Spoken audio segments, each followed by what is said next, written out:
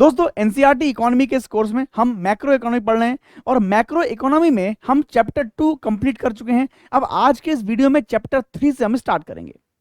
Chapter 3 money and banking से संबंधित है, जिसमें आपको मनी के इवोल्यूशन, मनी के फंक्शंस, मनी के ऑब्जेक्टिव्स के बारे में पता लगेगा और साथ ही साथ हमारी कंट्री में बैंकिंग का क्लासिफिकेशन क्या है, बैंक क्या करते हैं, बैंक्स का मोटिव क्या है, सेंट्रल बैंक का मोटिव क्या है और बैंकिंग के क्या क्या मेन फंक्शंस हैं उनके बारे में आपको कुछ इंफॉर्मेशन मिलेगी। तो आइए शुरुआत करते हैं इस चैप्टर की पहले पॉइंट के साथ। देखिए, अगर इस चैप्टर को आप देखेंगे तो यहां आपको मनी के बारे में ही सब कुछ मिलेगा। दोस्तों मनी की अगर बात करें तो मनी है क्या चीज? मेनली हम मनी को एक मीडियम ऑफ एक्सचेंज मानते हैं। मनी कोई भी वो चीज है जिसके माध्यम से हम वस्तुओं का एक्सचेंज करते हैं। आप मनी देते हैं, उसके बदले आपको गुड्स मिल जाते हैं या फिर आपको सर्विस प्रोवाइड हो जाती है, ठीक है ना। तो मनी को हम बेसिकली एक मीडियम ऑफ एक्सचेंज मानते हैं, बट इससे भी ज्यादा मनी कुछ है। क्या है? तो 4 वर्ड आप याद करिए। क्या है? Medium, measure, standard and store. यानी कोई भी ऐसी चीज जो एक मीडियम ऑफ एक्सचेंज बन सकता है, कोई भी ऐसी चीज जो जिसको मीजर किया जा सकता है, ठीक है, जिसके टर्म्स में हम चीजों को मीजर कर सकते हैं, ठीक है, जो एक स्टैंडर्ड सेट कर सकता है चीजों का और जिसको स्टोर किया जा सके, ऐसी किसी चीज को हम दोस्तों मनी बोल देते हैं। तो जनरली दोस्तों यही है कि मनी की जरूरत हमें मीडियम ऑफ एक्सचेंज के तौर पर ही पड़ी थी। मैं आपको स्टार्टिंग की बात बताता हूं। जब मनी को इन्वेंट नहीं किया गया था, तब हमारे इस दुनिया में जो चीजों का आदान प्रदान है वो बार्टर सिस्टम के द्वारा किया जाता था। ये बार्टर सिस्टम क्या था? इसको हिंदी में कहते हैं वस्तु विनिमय। यानी एक गुड के बदले दूसरा गुड। फॉर एग्जाम्पल, अगर किसी के पास टमाटर हैं और वो कुछ और चीज चाहता है तो टमाटर देकर वो दूसरी चीज को प्राप्त करता था। दोस्तों ये वस्तु विनिमय बार्टर सिस्टम था। इस बार्टर सिस्टम में बहुत सारे फायदे थे तो बहुत सारे नुकसान भी थे। उन्हीं नुकसानों की वजह से या उन्हीं नुकसानों को दूर करने के लिए उस समय की जनता को एक नीड हुई किसी ऐसी चीज की जो उनके जो एक्सचेंज है गुड्स का उसको इजी बना सके, और तब कहीं जाके मनी का इवोल्यूशन हुआ। मित्रों अगर हम बात करें बार्टर सिस्टम की, तो बार्टर सिस्टम में देखिए इतने सारे यहां पर लूप होल्स थे। सबसे पहला, बार्टर सिस्टम में सबसे बड़ी परेशानी थी डबल कोइंसिडेंस। फॉर एग्जाम्पल, अगर मेरे पास मान लीजिए टमाटर है और मुझे मान लीजिए गेहूं चाहिए, तो मुझे सबसे पहले तो जिन जिन के पास गेहूं है ऐसे लोगों को ढूंढना पड़ता था और साथ ही साथ उनमें से फिर ऐसे लोगों को ढूंढना पड़ता था जिनको टमाटर की जरूरत भी हो, क्योंकि सभी लोग जिनके पास गेहूं है उनमें से जिसको टमाटर की नीड होगी केवल वही मुझसे क्या करेगा? एक्सचेंज करेगा, अदरवाइज नहीं करेगा। तो ढूंढने में ऐसे डबल कोइंसिडेंस में हमें काफी परेशानी दोस्तों हुआ करती थी। इसके साथ साथ बार्टर सिस्टम की वजह से बहुत बड़े लेवल पर हम कोई भी बिजनेस नहीं कर सकते थे। तीसरी चीज, हम चीजों को बहुत लंबे समय तक स्टोर नहीं कर सकते थे। चौथी चीज, हम पेमेंट्स को किस्तों में नहीं दे पाते थे। हमें पूरा पेमेंट साथ में ही करना है, मतलब पूरी वस्तु का ट्रांसफर उस समय ही करना है। थर्ड चीज कि हम मेजरमेंट नहीं कर पाते थे। भाई मान लीजिए किसी के पास चावल है और चावल के बदले उसको चाहिए तरबूज। अब कितने चावल के बदले कितने तरबूज दिए जाएं इसका कोई मोल तोल था ही नहीं। क्या एक तरबूज के बदले एक चावल दिया जाए वो भी सिम नहीं बैठेगा। तो हम मेजरमेंट नहीं कर पाते थे, हम स्टैंडर्ड सेट नहीं कर पाते थे, डिफर्ड पेमेंट्स नहीं कर पाते थे, स्टोर नहीं कर पाते थे, हम वैल्यू को बहुत बड़े लेवल पर ट्रांजैक्ट नहीं कर पाते थे, ट्रांसपोर्टेशन नहीं हो पाता था, बहुत सारी चीजें थी। तो वही यहाँ पे लिखा है, lack of standardised means of measuring value. किस तरीके से चीजों की वैल्यू को सेट किया जाए हमको नहीं ज्ञान था, हम समझ नहीं पाते थे, ठीक है। Lack of desire for duplication, duplication हो सकता था। Second, scarcity of common value measures, inadequate store of value, deferred payment standards are lacking. हम उसको किस्तों में पेमेंट नहीं कर सकते थे, ठीक है ना, ये सिस्टम भी हमारे पास नहीं था। इसके साथ साथ इनएबिलिटी टू डिवाइड, हम किसी भी वस्तु को डिवाइड नहीं कर सकते। ऐसा नहीं कह सकते कि भाई आधा तरबूज ले ले और आधा बाद में दे दे, ऐसा नहीं कर सकते, हमें पूरा ही तरबूज देना पड़ता था। तो ये बहुत सारे दोस्तों दिक्कतें होती थी इस बार्टर सिस्टम में, और इन्हीं दिक्कतों को सॉल्व करने के लिए फिर बाद में मनी को इवैल्यूएट किया गया और मनी को दोस्तों आगे लेकर आया गया। अब अगर हम मनी की बात करें तो दोस्तों मनी के फंक्शंस को हम प्राइमरी और सेकेंडरी में डिवाइड कर सकते हैं। कुछ फंक्शंस मनी के ऐसे हैं जो सबसे इंपॉर्टेंट है, एक्चुअल में उन्हीं फंक्शंस को परफॉर्म करने के लिए मनी को इन्वेंट किया गया, और कुछ फंक्शंस ऐसे हैं जो मनी के इवोल्यूशन से हम लोग उसके करने लगे। अगर यहां हम देखें प्राइमरी फंक्शन को, तो उसका मेन काम क्या है? Mode of exchange. यानी सबसे इंपॉर्टेंट काम उसका क्या है कि हमारे यहां जो वस्तुओं का एक्सचेंज हो रहा है, जो गुड्स का एक्सचेंज हो रहा है, उसका एक मीडियम बनना। रुपया दीजिए, वस्तु आपके पास, ठीक है। Second, common measure of value and common unit of value, यानी एक यूनिट की वैल्यू डिसाइड करना कि भाई ये 10 रुपए की चीज है, ये 15 रुपए की चीज है, ये 20 रुपए की चीज है, ये 100 रुपए की चीज है। हर एक चीज का एक वैल्यू डिसाइड करना, एक स्टैंडर्ड डिसाइड करना, ये बहुत इंपॉर्टेंट रोल दोस्तों हमारा वैल्यू प्रोड्यूस करता है, हमारा मनी जो है वो प्रोड्यूस करता है। सेकेंडरी रोल अगर देखेंगे तो वैल्यू स्टोरेज। हम पहले टमाटर चावल को लंबे समय तक स्टोर करके नहीं रख सकते थे, है ना। हमें आगे की किसी, अगर मान लीजिए आपातकालीन कोई स्थिति है, कोई इमरजेंसी है, उसके लिए हमारे पास कुछ था ही नहीं, बट आज हम मनी को स्टोर कर सकते हैं और आगे के लिए स्टोर कर सकते हैं, है ना, उसको इन्वेस्ट कर सकते हैं। नेक्स्ट सेकंड है वैल्यू ट्रांसफर। हम वैल्यू ट्रांसफर कर सकते हैं। पहले क्या था भाई, आपस में ही साथ में व्यवहार करना है, बहुत दूर तक हम चीजों को लेकर नहीं जा सकते, बट आज आप यहीं बैठे बैठे दुनिया के किसी भी कोने में पैसे को ट्रांसफर कर सकते हैं। और तीसरा बात, डेफर्ड पेमेंट स्टैंडर्ड, यानी हम अब किस्तों में पेमेंट कर सकते हैं। अगर पूरा पेमेंट आज हमारे पास नहीं है तो कोई बात नहीं, हम उसका थोड़ा पेमेंट देके उस चीज का उपयोग कर सकते हैं। तो ऐसे कुछ सेकेंडरी फंक्शन भी दोस्तों मनी के थ्रू परफॉर्म यहां पर किए जाते हैं। नेक्स्ट अगर बात करें तो डिमांड ऑफ मनी बहुत इंपॉर्टेंट है कि मार्केट में किस तरीके से मनी का डिमांड होता है और कितने तरह के डिमांड होते हैं दोस्तों। तो यहां पर देखिए दो तरह के डिमांड लिखे हैं, ट्रांजैक्शन मोटिव और स्पेकुलेटिव मोटिव। दो वजहों से मनी की डिमांड यहां पर की जाती है, मनी चाहिए होती है। क्या क्या है जरा पढ़िए। अगर ट्रांजैक्शन मोटिव की बात करें तो drive to hold cash amount and refer to as a transaction motive, यानी अगर हम अपने हाथ में कैश रखते हैं तो वो कैश की जो डिमांड है वो ट्रांजैक्शन मोटिव दोस्तों है। क्यों, हमें किसी को 100 रुपए देने हैं, किसी को 200 देने हैं, कहीं से कोई वस्तु खरीदनी है उसके बदले 300 रुपए देने हैं, 400 रुपए देने हैं। तो जहां भी हमें ट्रांजैक्शन करना होता है वहां के लिए, उन कामों के लिए हमें जो पैसा चाहिए वो हमारा ट्रांजैक्शन मोटिव कहलाता है। जैसे आपको अपने खाने पीने पर, अपने रहने पर, कपड़े पर, बहुत सारी चीजों पर खर्च करने पड़ते होंगे पैसे, तो वो क्या है, ट्रांजैक्शन मोड के, ट्रांजैक्शन मोटिव के लिए आपका मनी डिमांड है। नेक्स्ट सेकंड है हमारा स्पेकुलेटिव। ये क्या होता है, refer to fund rate in by investor in order to capitalise on potential investment opportunity in the economy, यानी जब भी हम मनी की डिमांड इन्वेस्टमेंट के लिए करते हैं कहीं पे, तब वो हमारी स्पेकुलेटिव डिमांड दोस्तों कही जाती है। इसको हम अपने यूज के लिए, अपने ट्रांजैक्शन के लिए नहीं कर रहे हैं, बल्कि हम भविष्य के लिए, फ्यूचर के लिए इन्वेस्टमेंट करने के लिए ही उस पैसे की डिमांड कर रहे हैं। तो ऐसे दो प्रकार की दोस्तों यहां पर मनी डिमांड होती है, उसको आप ध्यान रखिए। इसको आप ध्यान रखेंगे तो आगे के कुछ कॉन्सेप्ट आपको इजीली समझ में आ जाएंगे। यहां पे देखिए डायग्रामेटिक अप्रोच में मैंने आपको दिखाया है कि फंक्शन ऑफ मनी क्या क्या होते हैं। Medium of exchange main function है, यूनिट ऑफ अकाउंट क्रिएट करना, स्टोर करना और साथ में स्टैंडर्ड क्रिएट करना डेफर्ड पेमेंट्स के लिए। ये हमारे कुछ विशेष काम मनी के रहते हैं। अब अगर दोस्तों मनी की हम कैरेक्टरिस्टिक्स देखें कि कौन कौन सी चीजें मनी बन सकती हैं या मनी बनने के लिए उसमें क्या क्या चीजें होनी चाहिए, तो 4 कैरेक्टरिस्टिक्स बहुत इंपॉर्टेंट है। सबसे पहले दोस्तों मीजर ऑफ वैल्यू।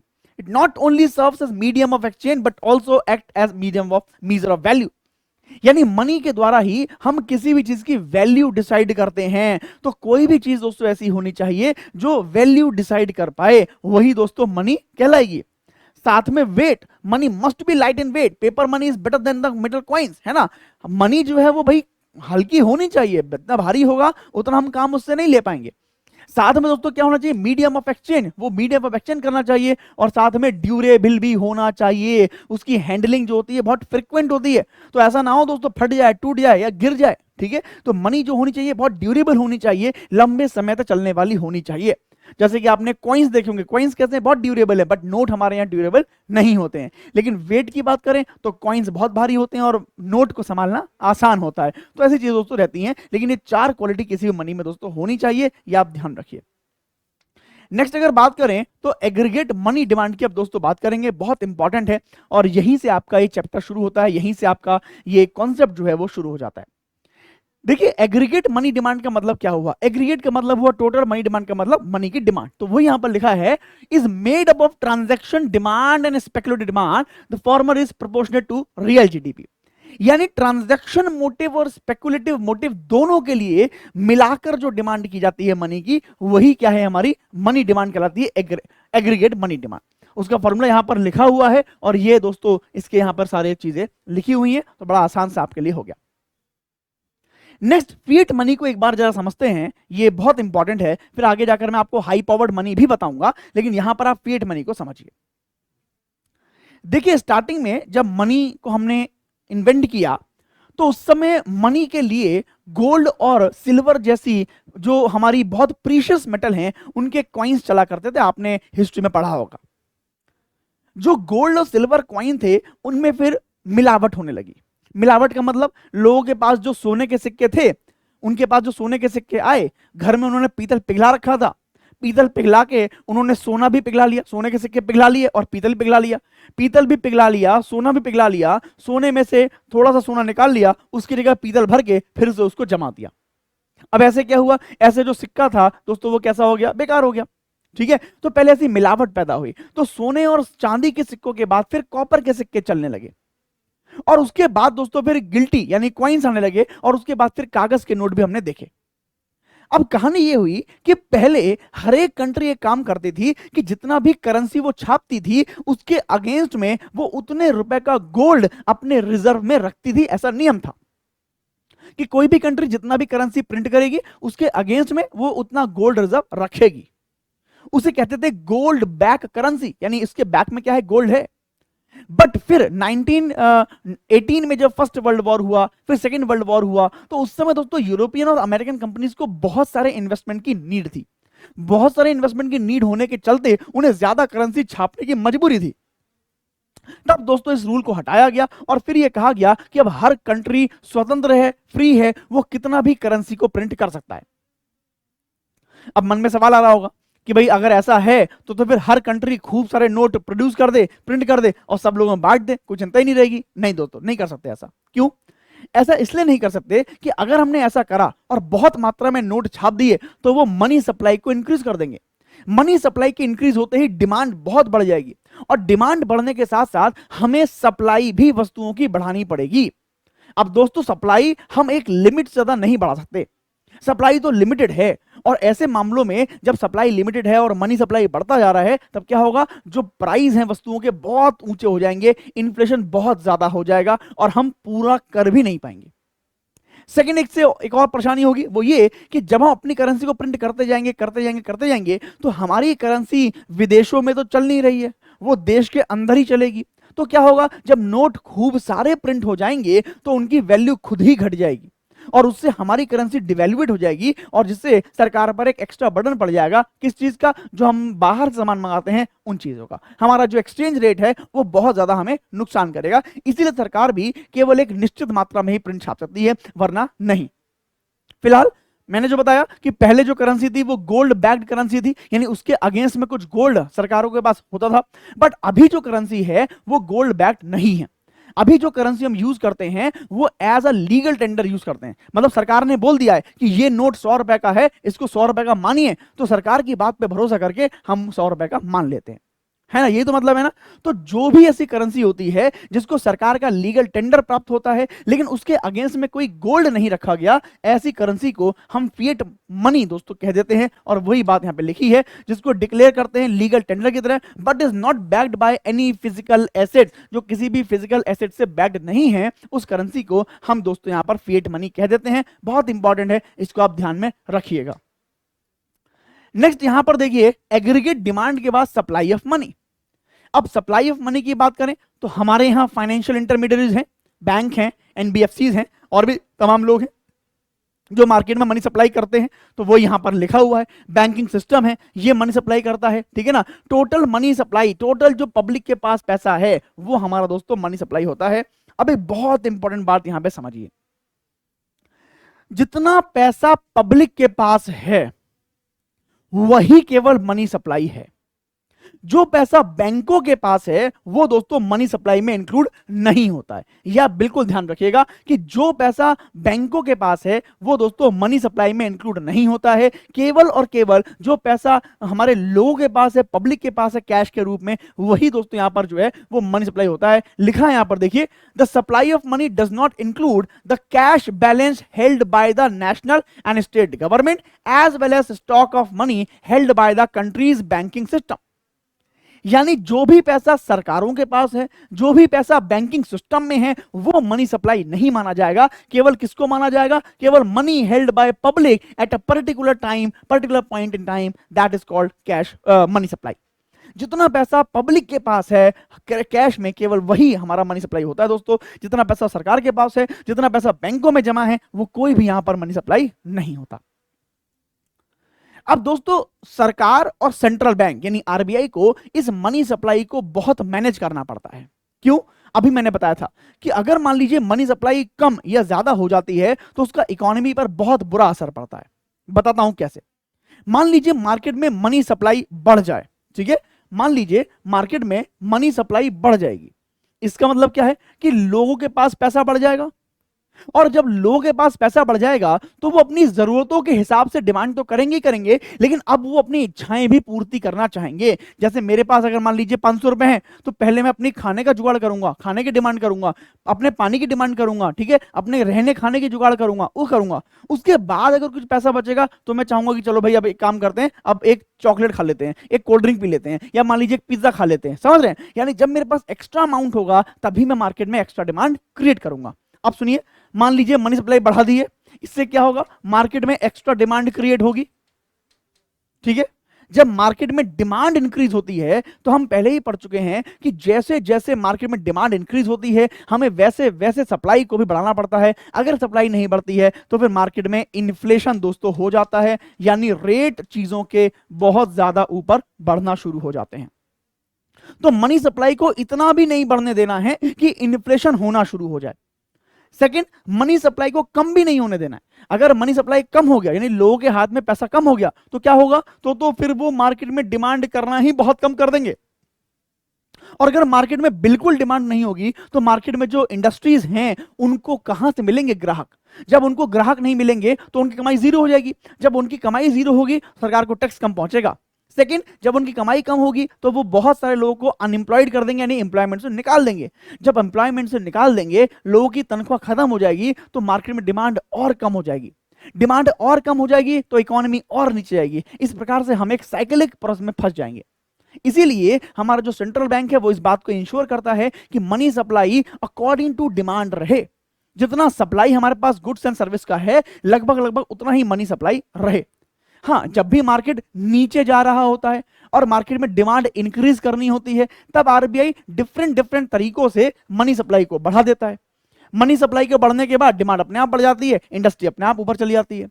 जब भी मान लीजिए महंगाई बहुत बढ़ गई हो मार्केट में, ठीक है, तो आरबीआई क्या करता है? अलग अलग तरीकों से मनी सप्लाई को कम कर देगा। मनी सप्लाई कम होगी, डिमांड कम होगी, अपने आप महंगाई कम हो जाएगी। समझ गए? तो ऐसा काम दोस्तों हमारा आरबीआई यानी हमारे सेंट्रल बैंक दोस्तों करते हैं, तो वही यहां पर लिखा है।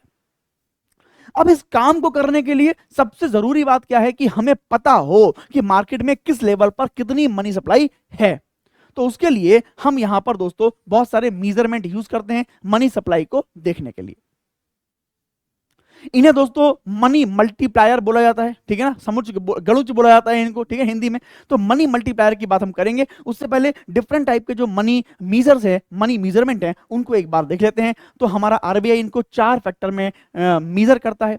सबसे पहला M1, फिर M2, फिर M3 और M4। हर एक लेवल पर अलग अलग रूप से मनी को मीजर किया जाता है और देखा जाता है किस लेवल पे कितनी जो मनी है वो स्थित है। तो आइए एक बार देखते हैं, यहां से सीधे आपको प्रीलिम्स में सवाल दोस्तों देखने को मिल सकता है। सबसे पहला M1।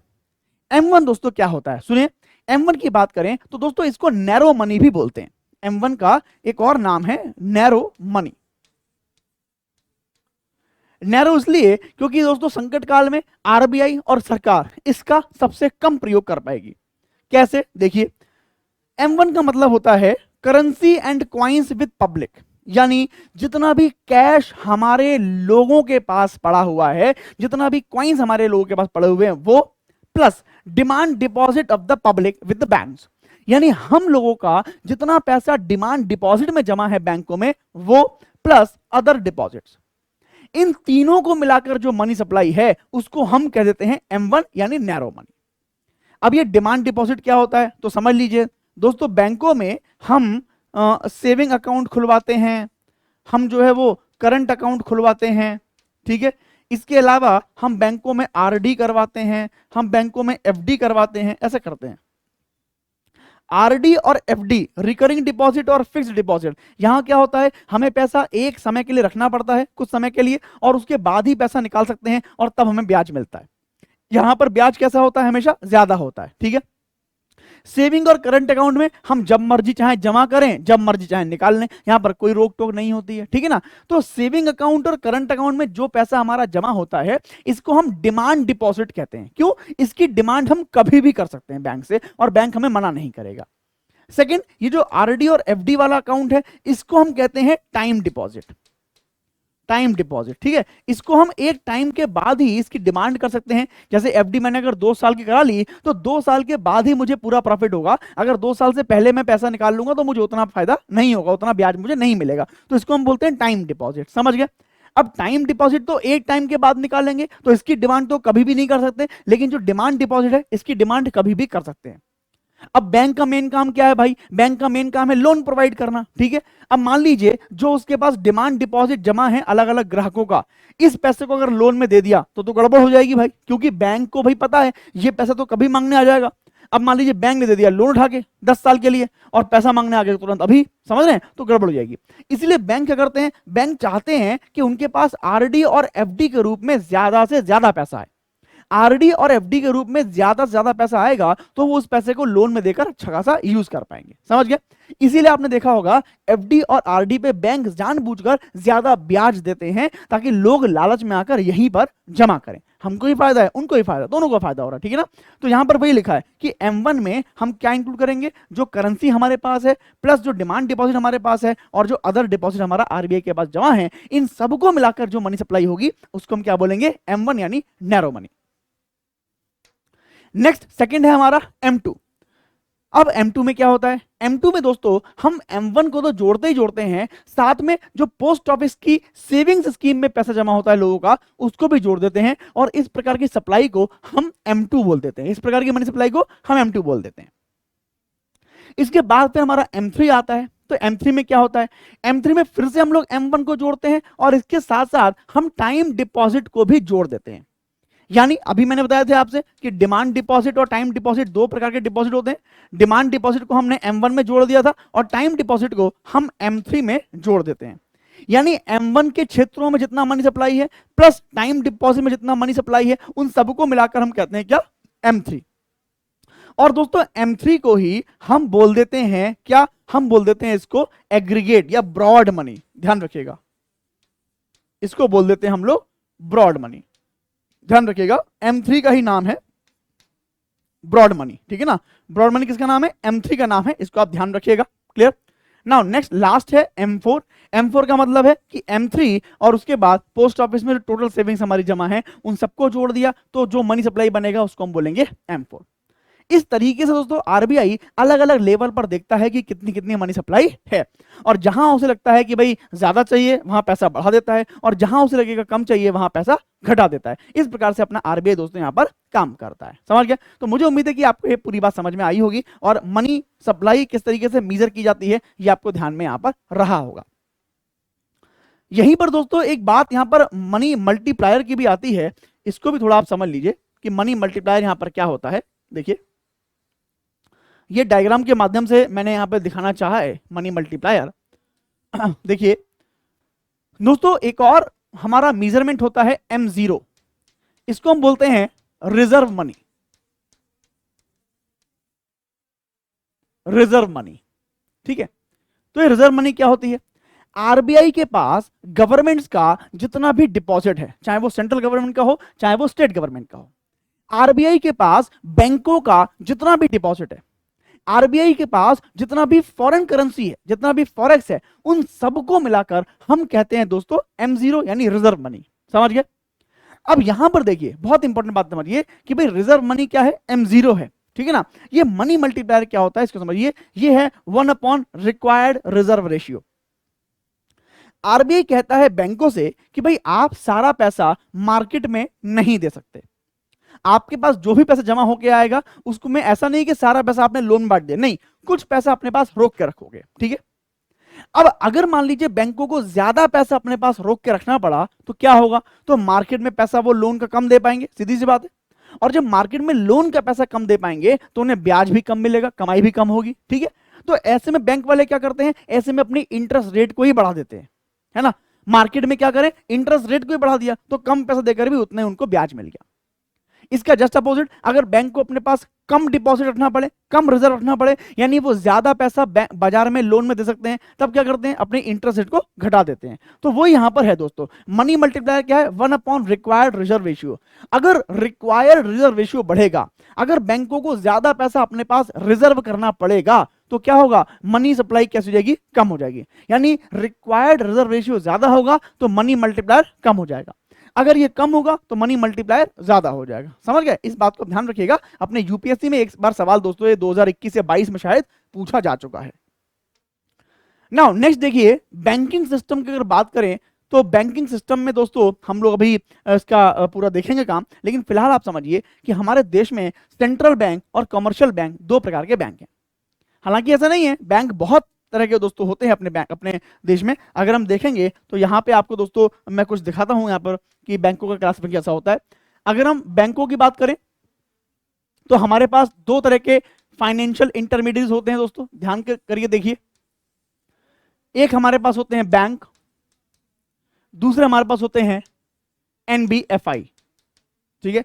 ये फाइनेंशियल इंटरमीडिएट्स कौन होते हैं, ये फाइनेंशियल इंटरमीडिएट्स वही लोग होते हैं जो मार्केट में मनी सप्लाई को और मनी डिमांड को दोस्तों बैलेंस करके रखने का प्रयास करते हैं। अब बैंक की बात करें तो बैंक भी दोस्तों फिर दो प्रकार के होते हैं, एक कॉमर्शियल बैंक और दूसरे होते हैं दोस्तों कोऑपरेटिव बैंक। कॉमर्शियल बैंक का हमेशा मकसद होता है प्रॉफिट कमाना और कोऑपरेटिव बैंक का हमेशा मकसद होता है कोऑपरेट करना, सहायता करना, जहां पे पैसा नहीं पहुंच रहा है, जहां पे फाइनेंशियल इंक्लूजन नहीं हो रहा है, वहां पे करना।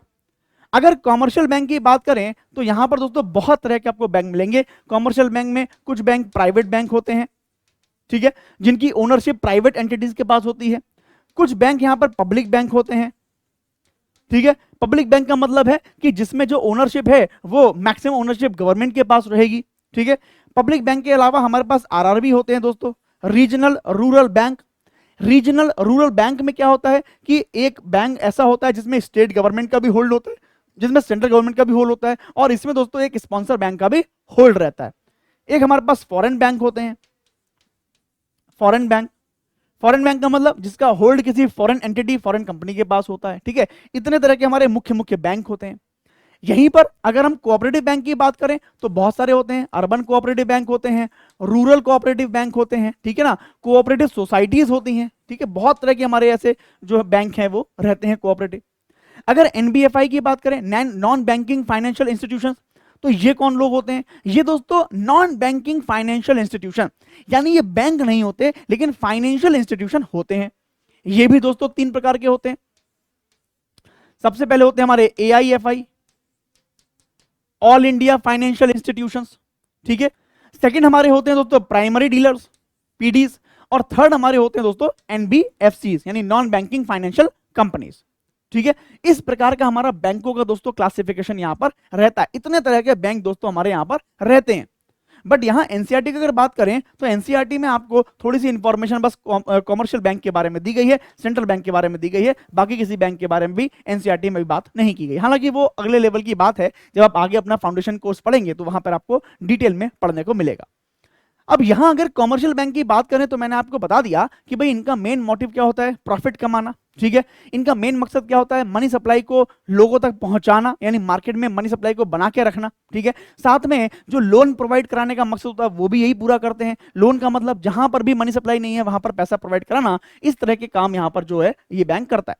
साथ में लोग भी अपना डिपॉजिट और विड्रॉल यहां से कर सकते हैं। तमाम तरह की और भी स्कीम जो है वो बैंकों के थ्रू चलाई जाती है। सेंट्रल बैंक की बात करें तो सेंट्रल बैंक दोस्तों हमारे यहाँ आरबीआई है, रिजर्व बैंक ऑफ इंडिया। 1934 में रिजर्व बैंक इंडिया एक्ट आया था, उसके ही अंतर्गत 1935 में रिजर्व बैंक की स्थापना हुई थी। स्टार्टिंग में ये प्राइवेट एंटिटी था, ठीक है। उसके बाद 1949 में इसका नेशनलाइजेशन करके इसको राष्ट्रीय बैंक बना दिया गया, नेशनल बैंक बना दिया गया, ठीक है। अब ये क्या करता है दोस्तों, अब हमारे देश में बहुत सारे काम करता है, ठीक है। उसके लिए मैंने यहाँ पे डायग्राम आपको दिखाया।